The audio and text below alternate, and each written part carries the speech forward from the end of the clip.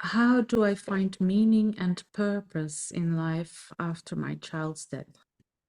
So I think that's another big mean one in life in anyhow, we all think, especially as sometimes as we get older, "Oh, what's my purpose? What am I here for?" Or what meaning does life have? Or if they were like at the time he was my only child and I was very young, my instant thought wasn't to be having more children and replacing in any way.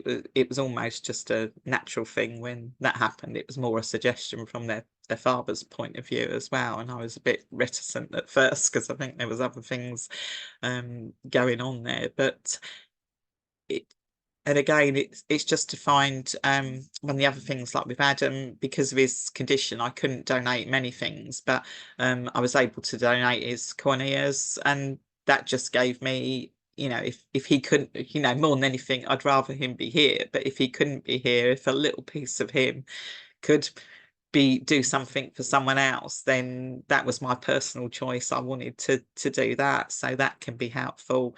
And again, with what I mentioned earlier about giving away the things to Macmillan, and then later on, for quite some time, I was part of the Macmillan charity committee around here as well. So doing that work there made me think that's a bit of a legacy for him as well. And now, actually, in what I do now with Sadness to Sunshine as well, the name, I swear, came directly from him as well. It was back to the first question of what would I want for parents, sadness to happiness. So I was trying to think of what would be sadness to what do I want to transform them to. And then because they often send signs in electrical ways, the Bill Withers song came on the radio of "Ain't No Sunshine When She's Gone." And I thought, oh, that's it, sunshine, and that encompasses us going to the light, going to a lighter day than those dark days that we're in that early time, and finding that sunshine. So yeah,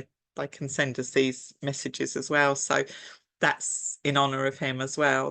That's what I say. And when I've had those moments, and then I thought, now I've got to get out there and help these parents, and having that other aspect come from the medium, that's what I was here to do as well. So that's honouring him as well. So it's just finding some ways. So it doesn't have to be on the other couples I met once, they run a charity as well. So if maybe doing something charity wise in something that relates to your child, that can be really important. But it doesn't have to be anything as big as that. But it's just finding your meaning for going on, whether it's just meaning within the family, like when his two brothers came along, that was how I introduced them to him at the grave that they did have. So he was never forgotten within the family. So although in the wider instance, especially years later, a lot of people just thought, oh, I'd got two children, because that was the simpler way of when you're just meeting people, and that was a more factual statement there of what was going on.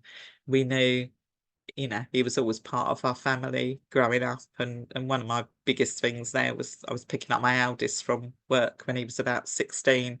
And I don't know, we sparked something in conversation in the car, and he suddenly just said, "Oh yeah, I always talk about Adam at work," because he's got Asperger's, so he's quite direct with what he says. And I was quite surprised, because that was sort of years on. And yeah, he just come out with it that he does speak about his brother, and they've never met. So that's my other big thing as well, when all you feel is that dark separation at first, and because they're not physically here, you just feel that connection's gone. So it's just finding a different way to connect with them. So they're, only half brothers through me, never physically met, but they've still got that connection. So if they can make that connection without ever having any physical relationship, then we can certainly make that connection from the relationship that we've had as mum or dad.